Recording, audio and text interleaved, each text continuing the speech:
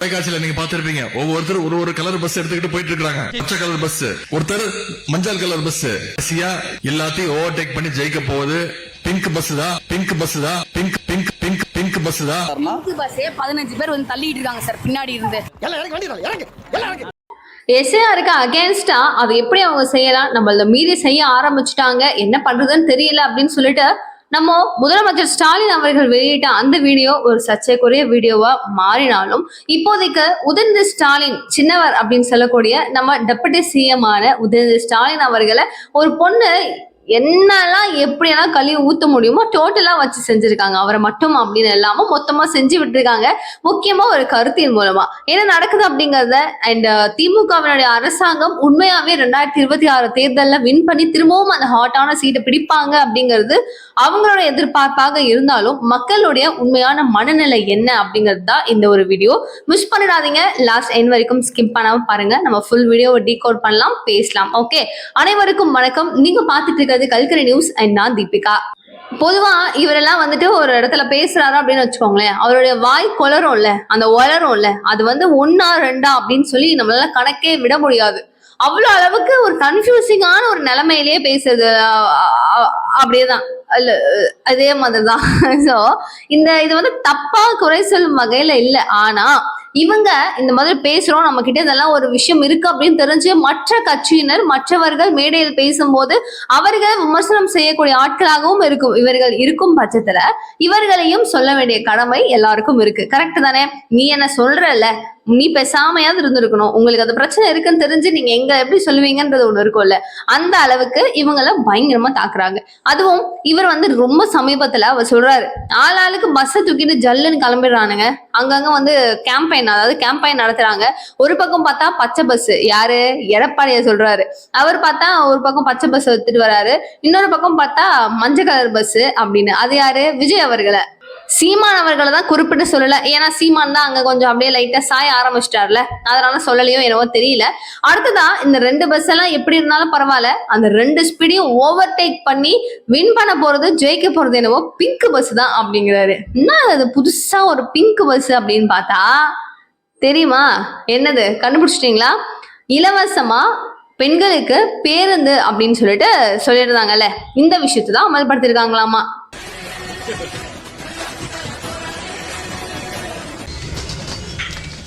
என்னையா ஒரு காடே ஆடி அசைஞ்சு வர்ற மாதிரி இருக்கு.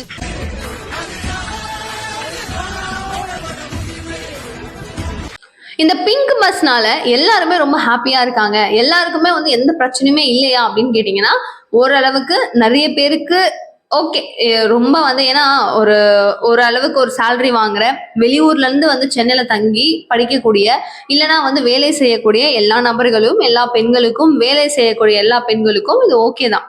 இல்ல அப்படின்னு சொல்லி பொதுமா ஒண்ணுமே கிடையாது, இது யூஸே கிடையாது அப்படின்னு அவன் சொல்லிட முடியாது. ஆனா அந்த பஸ்ஸஸ் எந்த அளவுக்கு குவாலிட்டியா இருக்கு அப்படிங்கிறது ஒரு விஷயம் தானே. ஒரு 10 பஸ் போச்சு அப்படின்னா அதுல ஒரு பாதி பஸ் கூட அந்த பிங்க் பஸ் அப்படிங்கிறது வர்றது இல்லைல்ல, அது ரொம்ப ரேரா தான் வருது.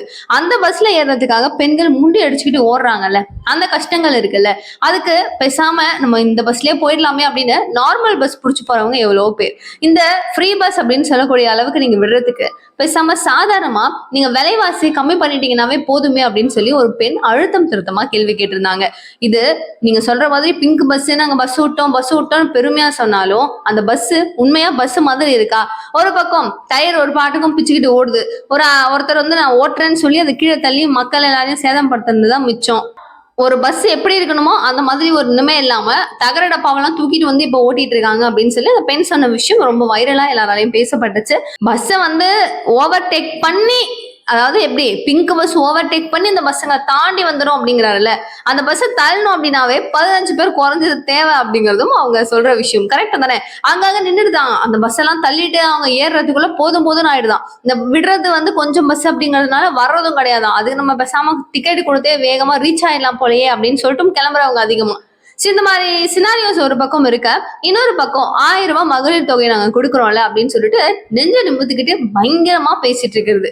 இன்னைக்கும் வந்து மகளிரை நம்பிதான் திமுக இருக்கு அப்படிங்கிற ஒரு பெரிய ஒரு ஹாப்பில அவங்க இருக்காங்க. பிங்க் பஸ், மகளிர் தொகையை நாங்க கொடுக்குறோம் 1000 ரூபாய் அப்படின்னு சொல்லிட்டு. இதை யோசிச்சு பாருங்க. பிங்க் பஸ் எல்லாருக்கும், நான் முன்னாடி சொல்லியிருந்தேன் அந்த சினாரியோ என்னன்றதை எக்ஸ்பிளைன் பண்ணியிருந்தேன்.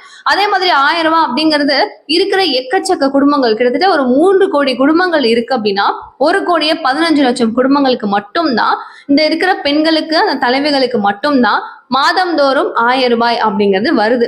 மீதி என்ன சொல்றது, 3/4 பாகம், கரெக்டா 3/4 பாகம் குடும்பங்களுக்கு போகவே இல்லை இந்த பணம்.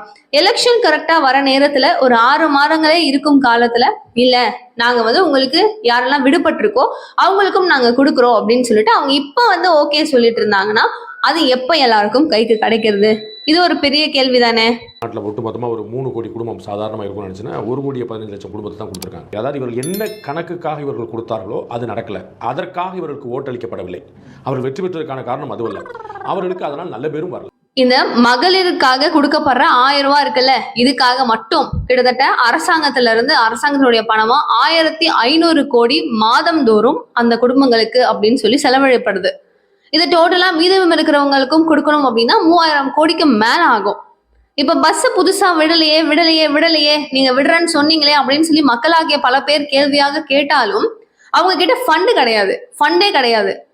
இப்ப ஆல்ரெடி அவங்க கிட்ட எக்கச்சக்கமான கடன் தான், எங்க போனாலும் கடன் தான். ஏன்னா இஷ்டத்துக்கு வாக்குறுதிகள் கொடுத்துடுறது, மக்களுக்கு செய்யணும்ல, அது இல்ல.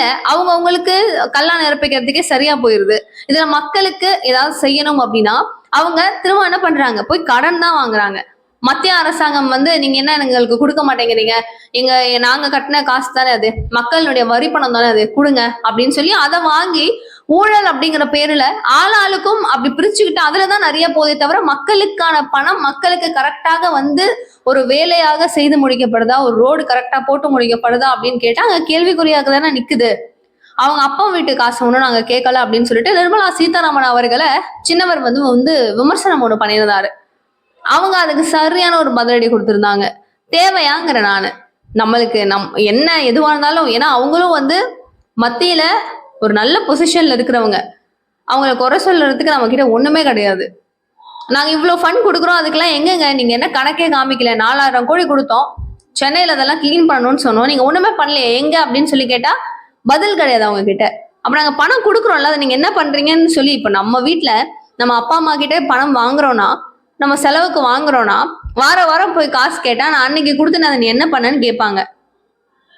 நான் என்ன பண்ணேன்றத நான் நியாயமா சொன்னா, ஓ இது அப்படியா சரிம்மா அப்படின்னு சொல்லி திரும்ப கொடுக்க போறாங்க.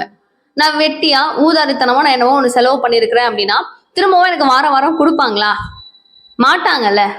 சும்மா நான் ஒரு சினாரியோவா ஒரு எக்ஸாம்பிளுக்கு நான் சொல்லிட்டு இருக்கேன் இந்த விஷயம். இதே மாதிரி நான் வாங்குற பணத்தை என்ன செய்யறோம் அப்படின்னு இல்லாம எங்கேயோ ஒரு 4 பேருக்கு பண்ணிட்டு நாங்க முடிச்சிட்டோம்ப்பா அப்படின்னு சொன்னா அது எந்த நேரத்திலும் சரியாக இருக்காது. மின்வாரிய துறையில கிட்டத்தட்ட 7000 கோடி அளவுக்கு கடன் இருக்கு, கொடுக்க வேண்டிய கடன். இதுல அரசாங்கம் மட்டுமே 6000 கோடி கடன் செலுத்தணுமா மின்வாரிய துறைக்கு. எங்கிருந்து இவ்வளவு கடனா அப்படின்னு சொல்லி வாயை பொழக்கிறாங்க. இது வரைக்கும் இந்த மாதிரி இல்லவே இல்லை. பாதிக்கு பாதி அமௌண்ட்டை கடனா ஏத்திருக்கிறீங்க. எடப்பாடி சொல்றாரு, நான் ஆட்சியை பிடிச்சு இந்த கடனெல்லாம் அடைக்கிறதுக்குள்ளவே எனக்கு போதும் ஆயிரம் போல் இருக்கே அப்படின்னு சொல்லிட்டு. இது எங்க இதை வந்து நம்ம நெக்ஸ்ட் பேசுவோம். அடுத்ததா இந்த இலவச பேருந்தை பத்தி நம்ம தெளிவா பேசி முடிச்சிட்டோமா? அடுத்த கட்டமா இந்த 1000 ரூபாயை பத்தி நம்ம பேசிக்கிட்டே இருந்தோம். இதுல பொன்முடி இருக்கிறாருல்ல, அவர் வந்து ரீசெண்டா நம்மளும் அதை பத்தி ஒரு வீடியோ போட்டிருந்தோம். அவர் கேக்குறாரு, என்ன 1000 ரூபாய் கொடுக்குறாரு, தக்காளி வாங்க முடியாதா அப்படின்னு ஒரு மாதிரி பேசிட்டு உடனே சார் இப்பதான் உங்களுக்கு எல்லாம் போய் திரும்ப வந்துட்டு இருக்கு கொஞ்சம் அப்படின்னு சொன்னதுக்கு அப்புறமா என்னவோ தெரியல, டப்புனம்மா சந்தோஷம் தானே 1000 ரூபாய் வருது இல்ல டான்னு சந்தோஷம் தானே அப்படிங்கிறாரு. இன்றைய விலைவாசிக்கு 1000 ரூபாயை வச்சுக்கிட்டு ஒன்றும் செய்ய முடியாது. நம்ம நல்லா நீங்க நினைக்கலாம், நீங்க சொல்லலாம், ஏமா நீ வந்து உனக்கு 1000 ரூபாய் உனக்கு மேபி பத்தாது, இல்ல எவ்வளவு குடும்பங்களுக்கு அது உதவியா இருக்கு அப்படின்னா ஓகே, ஒரு இடத்தில் அது மேபி இருக்கலாம். பட் அந்த 1000 ரூபாயை வச்சு குடும்பமே பாத்திர முடியும் அப்படின்னு முடியாது இல்லைன்னு தான் நான் சொல்ல வரேன். 1000 ரூபாய் கொடுத்துட்டோம் ஓசி பஸ் நீ அந்த தானே அப்படின்னு சொல்லி எல்லா இடங்களையும் ஓசி மட்டம் தட்டுவதும் 1000 ரூபாய் கொடுக்குறோம்ல அது ஒரு பெரிய உயரத்துல தூக்கி வச்சு பேசுறதும், ஒரு 1000 ரூபாய்க்கு ஒரு சிலிண்டர் தாங்க வாங்க முடியும். ஒரு 100 ரூபாய் கூட தூக்கிடுங்க, சிலிண்டர் வாங்க முடியும். ஒரு பாக்கெட் எண்ணெய் வாங்க முடியுமா? அதுவே வந்து 150 ரூபாய் 180 ரூபாய் விக்குது. கேஸ் சிலிண்டரும் அதுவும் நம்ம சேர்த்தா கூட ஒரு கொஞ்சம் 10 ரூபா 20 ரூபா இடிக்கும் போல. அதை ரெண்டை மட்டும் வச்சுக்கிட்டு நம்மளால என்ன பண்ண முடியும்?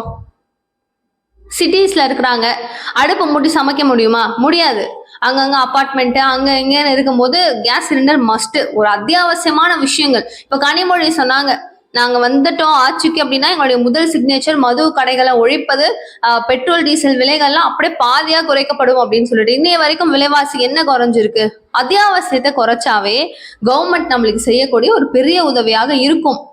அதுக்கு என்ன செய்யணும்? அப்படி என்ன பண்ணணும்? வேற யாருக்கிட்ட பேசணும்? மத்திய அரசாங்கம், ஊரே மக்கள் எல்லாரும் பின்னாடி ஓடி வர மாட்டாங்களா? நம்மளுக்காக இதை செய்வாருப்பா அவருக்காக நம்ம நிக்கணும்ப்பா அப்படின்னு சொல்லி வரமாட்டாங்களா? வருவாங்க. எல்லாத்துலயும் மாசத்துக்கு ஒரு முறை மின் கட்டணமா மாத்திரம்னு சொன்னாங்க, இன்னை வரைக்கும் நடக்கல. நீட் ரத்து செய்யப்படும் அப்படின்னாங்க, இன்னை வரைக்கும் நடக்கல. எதுவுமே பண்ணல. வாக்குறுதிகள் மட்டும் போலியாக கொடுத்துட்டு ஏன் நிறைவேற்றல அப்படிங்கிறது மக்களுடைய ஆதங்கமான ஒரு குரலா ஒரு பக்கம் ஒழிச்சுக்கிட்டே தான் இருக்கு. நம்மளுடைய திமுக ஆட்சியில ஓட்டு போட்டவங்க ஓட்டு போடாதவங்க அப்படின்னு 2 பேருமே சந்தோஷமா இருக்கும் வகையில ஆட்சி அமையும் அப்படின்னு சொல்லி ரொம்ப பெருந்தன்மையா. இதுல அண்டா வேற சும்மாவா சொல்லணும்.